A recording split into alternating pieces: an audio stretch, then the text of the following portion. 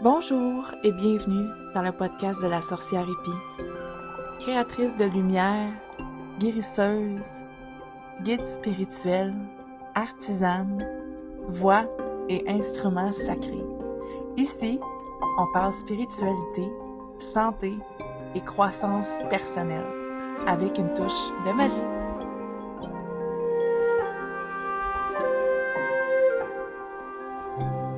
Bonjour et bienvenue dans ce podcast number 2 de la sorcière Épi. Aujourd'hui, j'ai envie de vous apporter un petit peu dans mon univers. On va parler des sabbats, des fêtes celtiques. En fait, on parle un petit peu de nos racines parce que pour la majorité d'entre nous, on est descendants des païens, que ce soit au niveau de l'Irlande, de l'Islande, que ce soit les Écossais. On est tous un descendant des païens, puis on est tous des anciens païens qui ont été convertis. Puis j'ai envie d'apporter ce sujet-là aujourd'hui parce que premièrement, on a la fête de Imbolc qui s'en vient très, très bientôt. C'est le 2 février, mais j'ai aussi envie de vous amener un petit peu dans l'histoire, puis vous expliquer un petit peu comment ces fêtes-là ont été transformées en fêtes chrétiennes. Et aussi, bien évidemment, de vous expliquer les vraies traditions de ces fêtes-là, la roue de l'année des 8 sabbats celtiques. Et on va aller un petit peu plus en profondeur dans la fête de Imbolc, vu que c'est elle qui s'en vient bientôt. Donc, la roue de l'année est un cycle sacré basé sur les saisons et les rythmes de la nature. Chaque sabbat célèbre une étape de transformation et d'équilibre entre la lumière et l'ombre. Ces fêtes étaient honorées par les Celtes et d'autres traditions païennes pour vivre en harmonie avec les cycles de la Terre. Donc, lorsque le christianisme s'est répandu en Europe, il a rencontré des cultures profondément ancrées dans les traditions saisonnières et spirituelles. Puis, plutôt que les interdire complètement, l'Église a assimilé plusieurs sabbats celtiques en leur donnant une nouvelle signification chrétienne. On commence avec le début de l'année, le nouvel an des sorcières, c'est Samhain. Samhain est le 31 octobre et le 1er novembre. Donc, ça marque la fin du cycle et le début de la nouvelle année. C'est une nuit tellement magique parce que le voile entre le monde des humains et le monde des morts est tellement mince. Donc, ça permet plus facilement la communication avec vos ancêtres, avec les défunts. C'est aussi une période de l'année de transition et d'introspection, où on laisse partir l'ancien pour accueillir le renouveau. Donc, cette fête-là a été christianisée et a été transformée en le Toussaint et l'Halloween. C'est aussi célébré le 31 octobre, mais l'Église a institué le Toussaint le 1er novembre pour honorer les saints et les défunts, et la fête des morts le 2 novembre pour commémorer les âmes. Donc, Halloween vient de All Hallows Eve en anglais, donc vient de la Toussaint. Puis il a gardé plusieurs traditions païennes, comme les lanternes, les déguisements. Mais on a quand même perdu, au fil des années, cette fête-là est devenue... Les gens ont perdu le contrôle carrément de cette fête-là, qui était supposée d'être une fête célébrant les gens qui ne vivent plus parmi le monde des vivants. Pour leur rendre hommage, pour leur rendre honneur, pour avoir une pensée pour eux. Aujourd'hui, c'est rendu une fête commerciale où on achète des déguisements, où on passe de porte à porte pour recueillir des bonbons qui sont de plus en plus dangereux, comme on peut le voir à travers les réseaux sociaux. On retrouve différents articles dangereux dans les bonbons.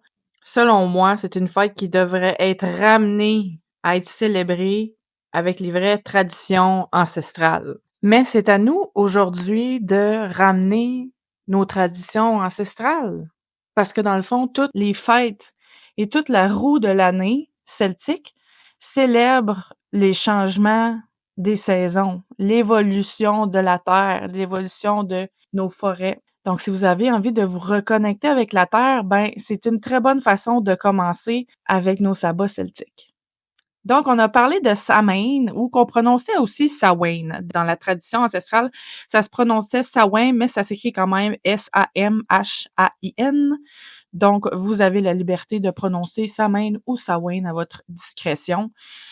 Par la suite, on a la célébration de Yule, qui est la célébration qui commence le 21 décembre jusqu'au 1er janvier. Donc, c'est un 12 jours de célébration où les gens se rassemblaient autour d'un feu pour ramener la lumière. Donc, à partir du 21 décembre, les journées commencent tranquillement à allonger. Tu sais, la renaissance du soleil, on le sait, entre le 21 décembre et le 1er janvier, j'imagine que vous avez compris qu'on parle de Noël et le jour de l'an.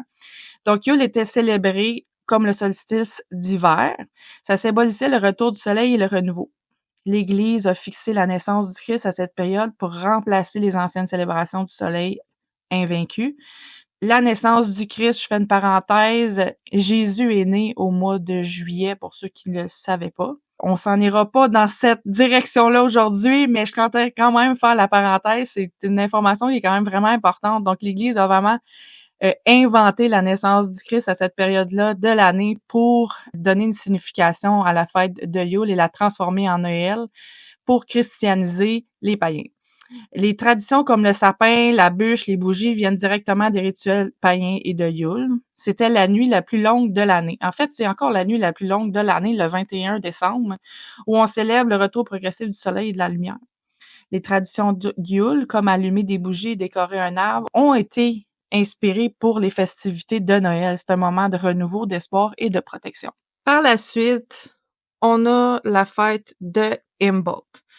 Je vais vraiment passer rapidement parce que je veux vraiment passer chaque fête avec vous, puis par la suite, je vais vraiment rentrer dans le squelette de Imbolc. La fête de Imbolc est la fête de la purification et de l'inspiration. Imbolc est dédié à Brigide, qui est la déesse du feu celtique, la déesse de la poésie et de la guérison également. Ce sabbat marque le début du réveil de la nature et invite à la purification du corps et de l'esprit. On peut allumer des bougies, on prépare le terrain pour nos intentions de l'année. Le 2 février a été transformé avec le chant de l'heure. L'Église l'a christianisé en faisant de Brigide une sainte. Mais Brigide n'est pas une sainte de l'Église, est vraiment une sainte celtique. Et à ce moment-là, ils ont instauré le chant de l'heure, fête des chandelles et de la purification de la Vierge Marie. Donc, encore là, ça a été redessiné, mais Imbolc est vraiment la fête qui célèbre, qui est dédiée, dans le fond, à la déesse Brigide, qui est la déesse du feu. Donc, ensuite, nous avons la célébration de Ostara, qui est célébrée le 21 mars, qui représente l'équinoxe du printemps et l'éveil de la vie. Donc, vous l'avez sûrement deviné, Ostara est la fête chrétienne de Pâques. Ostara est l'équinoxe du printemps et ça célébrait la fertilité et le renouveau. L'Église a fixé Pâques autour de cette période en lien avec la résurrection du Christ. Donc, le symbole du lapin et des œufs viennent de cette ancienne fête païenne. J'ai envie de faire une parenthèse avec vous aujourd'hui parce que je suis allée un peu m'informer puis j'étais curieuse de savoir la résurrection du Christ, ça vient d'où? Quel est le lien avec la fête de Pâques? Donc, je suis allée un petit peu lire là-dessus, puis j'ai envie de vous amener un petit peu dans cette optique-là. L'idée de la résurrection ou du retour à la vie après la mort n'est pas exclusivement chrétienne. Il existe des mythes de mort et de résurrection dans de nombreuses autres cultures antiques qui pourraient avoir influencé ou avoir des similitudes avec la résurrection chrétienne. Donc, l'idée de Jésus qui soit ressuscité des morts était directement liée à la croyance en sa divinité et à l'accomplissement des prophéties messianiques de l'Ancien Testament. Donc, tu sais, si on essaie un peu de comprendre qu'est-ce qui s'est passé, là, c'est que l'Église a voulu s'approprier la fête d'Ostara et la réinventer à leur image en mettant un emblème qui a été choisi à ce moment-là par Jésus. Donc, on peut quand même dire que les traditions ont été respectées. On retrouve quand même dans la fête de Pâques que c'est le jour de l'équilibre entre l'ombre et la lumière, qu'on célèbre le retour de la fertilité, de la croissance de la nature. et que c'est le moment idéal pour planter des nouveaux projets et semer l'abondance. Bon, là, c'est sûr qu'on s'en va un petit peu plus vers les croyances d'Ostara, mais on retrouve quand même les œufs, le lièvre, le lapin de Pâques et tout ça qui représente Ostara finalement dans la célébration de Pâques. Donc, c'est le moment parfait de l'année de commencer un nouveau projet. C'est le moment aussi de planter des graines. C'est le moment de se connecter avec la nature. C'est le moment de faire le ménage dans notre vie. Quand on parle du ménage du printemps, mais ça vient de là à cause que le printemps, c'est la fête du renouveau. C'est là que la nature reprend vie. Après Ostara, on a Beltane, qui est le 1er mai, qui est la fête de l'amour et du feu. On célèbre la fertilité aussi, donc la passion, l'union du féminin et du masculin. C'est un sabbat vibrant de joie où on danse autour d'un mât de mai. Mais qu'est-ce qu'un mât de mai? En fait, un mât de mai, c'est un mât traditionnel érigé lors des fêtes en Europe, donc des fêtes païennes, en Angleterre, en Allemagne, en France. C'est un mât de bois que les païens montaient décoré de guirlandes, de rubans, de fleurs et parfois d'objets symboliques comme des épées, des haches, des outils agricoles. Mais il était généralement planté dans le sol, souvent au centre d'un village ou d'une place publique ou d'un parc pour célébrer la fête. Le feu est au cœur des festivités, représentant la vitalité puis la transformation. Fait que c'est vraiment la fête qui est entre, dans le fond, le printemps et l'été. Donc, on a un moment de célébration pour retourner à soi, connecter à soi. C'est une fête qui représente aussi la fertilité. Donc, c'est autour de ce moment-là qu'on va commencer à sortir nos plantes et à voir la nature prendre vie, vraiment. Au mois de juin, le 21 juin, c'est le solstice d'été qui était l'Ita pour les Celtiques. C'était l'apogée de la lumière. Donc, l'Ita marquait le jour le plus long de l'année où le soleil est à son apogée. C'est un moment de force, de protection, de gratitude où on célèbre la lumière et la puissance de la nature. On allume des feux pour capter cette énergie solaire et renforcer nos intentions. Encore là, l'Ita a été transformé en la Saint-Jean pour nous les Québécois, qui est le 24 juin. Donc, le solstice d'été qui célébrait la lumière, la puissance du soleil. L'Église a instauré la Saint-Jean, fête du feu des moissons, qui garde des traditions païennes comme des feux de joie. Qui dit feu de joie dit la Saint-Jean. Au Québec, pour les Québécois, la Saint-Jean, c'est une fête qui est très, très importante. Mais principalement, à l'origine, cette date était celle de la fête religieuse célébrant la naissance de Jean-Baptiste. C'est à partir de 1834 que les Canadiens français ont amené cette fête nationale-là au Québec. Ce n'est pas la date exacte, on parle vraiment de l'Ita qui est le 21 juin et la Saint-Jean qui est le 24 juin, mais c'est totalement relié un à l'autre. OK. Là, si on fait un topo de ce qu'on vient de parler, on part d'une fête celtique, qui est l'Ita, qui représente le solstice d'été, où le soleil est à son paroxysme. Cette fête-là a été christianisée et a été transformée en la fête de Jean-Baptiste. Par la suite, le Québec a été créé et ont décidé en 1834 de choisir une date pour célébrer la fête du Québec. Et puis, ils ont choisi la fête celtique qui représente le moment de l'année où le soleil est à son paroxysme. C'est pas rien, là. Quand on s'arrête 2 secondes à penser à la transformation de cette fête-là, c'est assez incroyable. On a perdu les vraies racines qui sont reliées à ça. Puis tout est dans l'intention, hein. Tout est dans l'intention. Juste de prendre conscience, ben, wow, OK, je célèbre ça depuis des années, mais en fait, je savais pas vraiment pourquoi.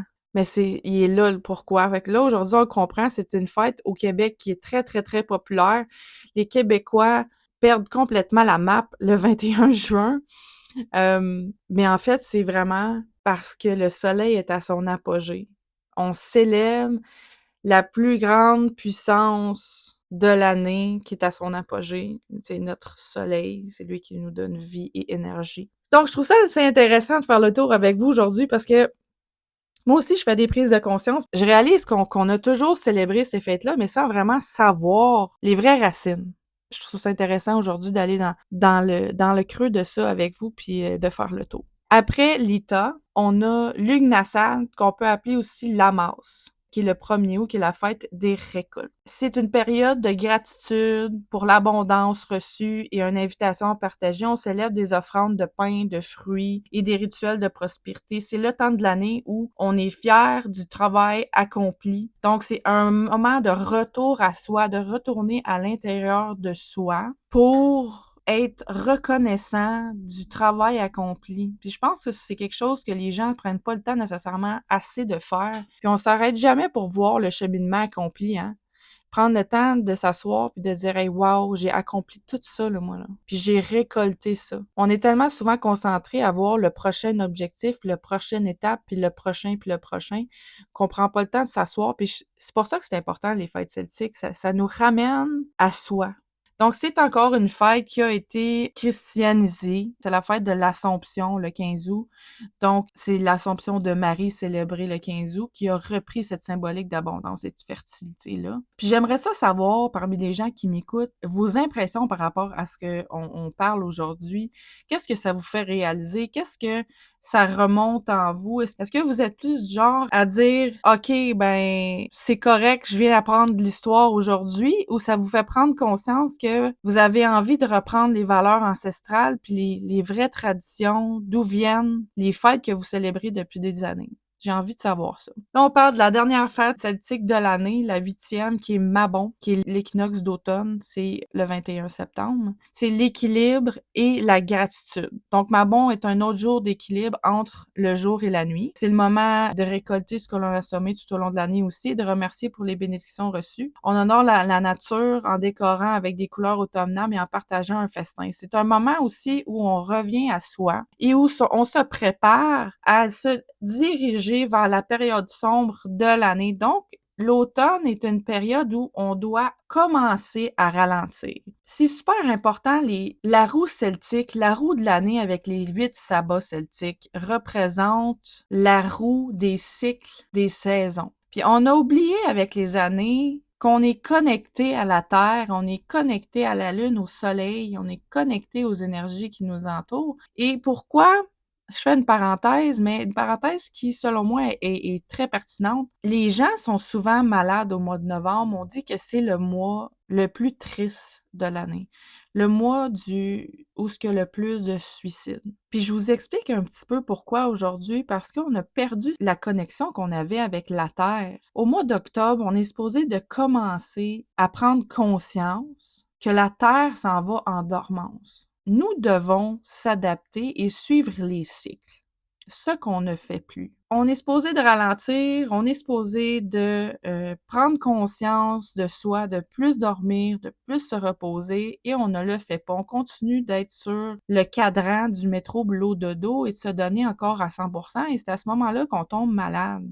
C'est à ce moment-là qu'on devient avec des humeurs dépressives, qu'on est fatigué, puis c'est normal qu'on soit fatigué parce qu'on doit se reposer plus et on ne le fait pas. Et la même chose à l'hiver. À l'hiver, on est supposé hiberner, on est supposé d'être en période de reconnexion, de retour à soi. On est supposé d'être au ralenti, puis on s'aveugle avec juste le soir en rentrant à la maison. Nous, on essaye le plus possible maintenant. Je fête les fêtes celtiques depuis quelques années. Puis l'hiver, je vous dirais qu'à 90% du temps, quand je rentre à la maison, j'allume des bougies. Et j'ai 8 chats, j'ai des animaux, donc les animaux ne sont pas une excuse.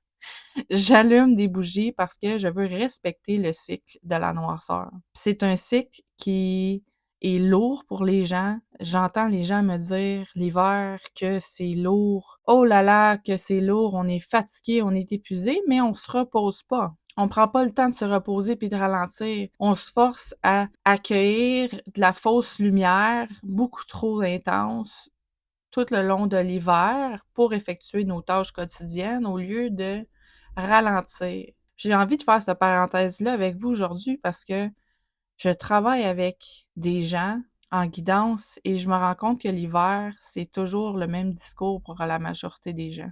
Les gens sont fatigués, sont épuisés, sont tannés, ils ont donc hâte que le printemps arrive, ils ont donc hâte à l'été. Mais s'ils savaient à quel point leur corps a besoin de ce repos-là, le corps a besoin de ralentir, sais, on parle pas juste, d'énergie, on parle de science, là. Si on parle avec un médecin, une personne qui prend des médicaments pour la dépression, un médecin va jamais proposer à un patient d'arrêter ses médicaments entre le mois de novembre puis le mois de mars. Ça va toujours être au printemps ou à l'été, parce que ton corps est à son paroxysme, parce que ton corps est à son énergie, parce que la Terre te permet d'avoir de l'énergie.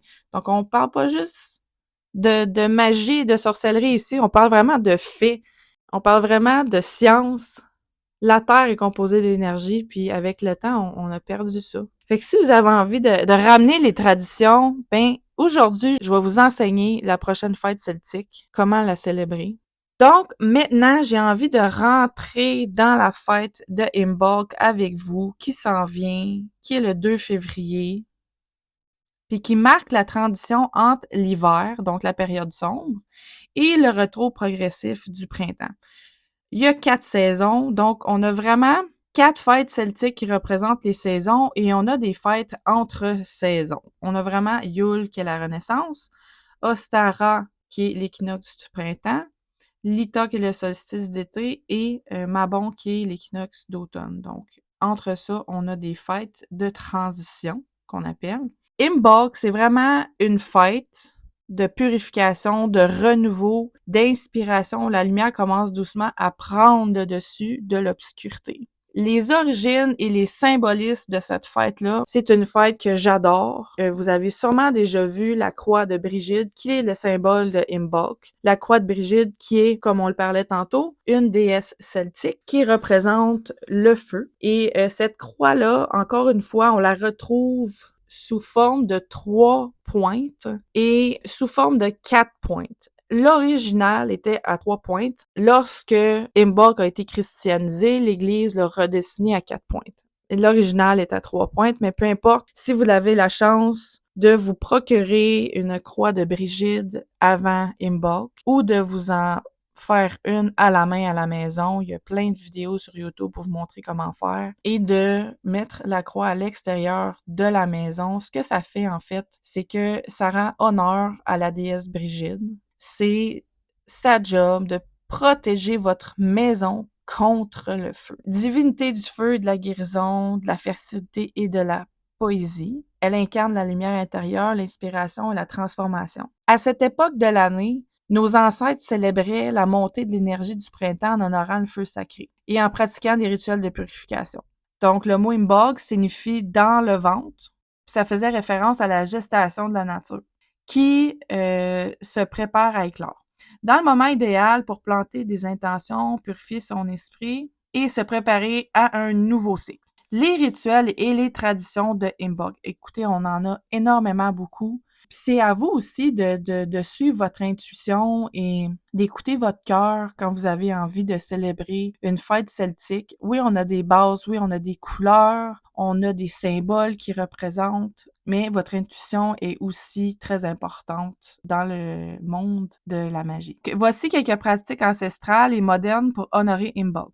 Comme tantôt, je vous ai mentionné la croix de Brigide à l'extérieur de la maison pendant 2 jours, donc de la nuit du 1er au 2 et de la nuit du 2 au 3 pour faire appel à la déesse Brigide pour protéger votre maison. Vous pouvez aussi allumer des bougies qui est un symbolisme de lumière grandissante et la protection de Brigide aussi. Purification et nettoyage, un grand ménage énergétique de la maison et du corps. Vous pouvez aussi faire des rituels de guérison, des bains purifiants, de la méditation, du travail avec des cristaux. Vous pouvez aussi aller vous faire un soin énergétique. Vous pouvez vous faire également un rituel de guérison. Vous pouvez aussi aller faire de la divination et de l'intention, donc du tirage de cartes, écriture des projets à venir. Vous pouvez également sortir vos runes. Vous pouvez faire de l'écriture automatique, donc laisser les énergies du moment écrire à votre place. Et vous pouvez également offrir des offrandes à la déesse Brigide qui aime le lait, le miel, le pain, l'eau de source en hommage à son énergie bienveillante. Vous pouvez également lui faire une petite autel à la déesse Brigide. Voici quelques éléments à inclure, bien évidemment, des bougies, de l'eau, des objets en métal ou en cuivre. Brigitte étant liée à la forge, l'ajout des petits outils métalliques comme des clous, des clochettes ou autres objets forgés peut être significatif pour elle. Dans les herbes et les plantes, je vous dirais que Brigitte aime particulièrement les plantes médicinales et les fleurs comme les trèfles, le laurier, l'iris et le saule. Vous pouvez également mettre un petit bouquet ou des branches de ces plantes peuvent être aussi jolies à ajouter dans le fond dans l'hôtel. Puis ça reste significatif. Je répète ce qu'on a dit tantôt, mais le lait ou le miel aussi peut rendre hommage. Et aussi des éléments d'artisanat, donc poésie, de l'art sont aussi dans son domaine. Vous pouvez ajouter des objets créés à la main, comme des sculptures, des dessins, des poèmes que vous écrivez en son honneur. Le symbole traditionnel aussi, donc la croix celtique. Vous pouvez ajouter une coupe de métal, des pierres, dont l'améthyste et le quartz sont également des ajouts que Brigitte aimait bien. La déesse Brigitte, principalement, aime la lumière, la créativité, les rituels de purification, les fêtes de lumière.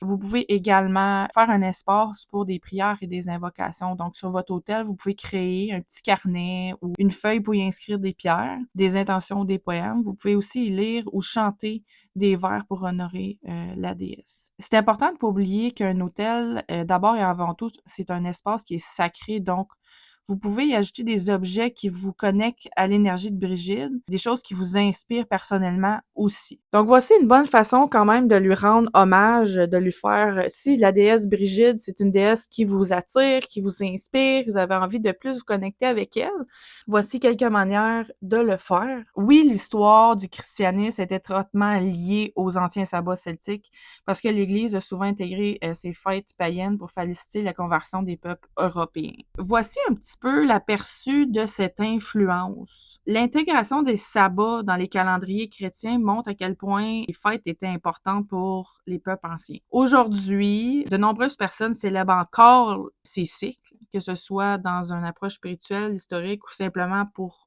honorer la nature. Approfondissons ensemble Imbolc en explorant son évolution, son lien avec le christianisme et ses pratiques modernes. Imbolc, des racines celtiques à la chandeleur chrétienne. Imbolc c'est encore un sabbat celtique célébré le 2 février, marquant les transitions entre l'hiver et l'arrivée progressive du printemps. L'assimilation d'Imbolc par le christianisme avec la christianisation des peuples, l'Église a complètement transformé Imbolc en deux fêtes principales. On a la fête de la Sainte Brigitte le 1er février, qui Brigitte, la déesse païenne, a été christianisée en Sainte Brigitte, une abbesse du 5e siècle, très vénérée en Irlande. Son culte a conservé de nombreuses traditions païennes, notamment l'entretien d'un feu éternel en son honneur. Et on a aussi la deuxième fête qui est reliée à Imbolc, qui est le Chandeleur, le 2 février. Le Chandeleur commémore la présentation de Jésus au temple et la purification de la Vierge Marie. Le feu et la lumière, symbole d'Imbolc, sont toujours présents avec la bénédiction et l'allumage des chandelles dans les églises. Certaines traditions populaires, comme les crêpes et les cierges, rappellent les anciennes offrandes faites à Brigitte. Imbolc nous invite à préparer le retour de la lumière, en fait, à purifier ce qui doit l'être et à planter les graines de nos projets futurs. Son lien avec Sainte Brigitte et le Chandeleur montre comment les traditions païennes ont traversé le temps, influençant encore aujourd'hui nos rituels et nos célébrations. J'ai envie de vous dire que même si l'Église a christianisé, je veux pas rentrer dans un débat d'opinion aussi, mais vraiment juste en prise de conscience que malgré le fait, puis je vous dis ça, puis je suis vraiment émue parce que malgré le fait que nos ancêtres se sont battus pour garder ces traditions-là, ben les traditions sont encore vivantes au travers de noms différents, tout simplement. Oui, en quelque part, les traditions disparaissent peu à peu, mais c'est à nous de faire en sorte qu'elles restent vivantes et qu'on continue de les transmettre de génération en génération. C'est aujourd'hui, en vous partageant dans ce podcast l'importance des 8 sabbats celtiques et de la roue de l'année, que j'espère d'avoir peut-être planté une petite graine dans votre tête pour vous donner envie de retourner à nos célébrations ancestrales. Donc, je vous dis un gros merci d'avoir été avec moi et je vous souhaite d'avance un joyeux Imbolc. À bientôt.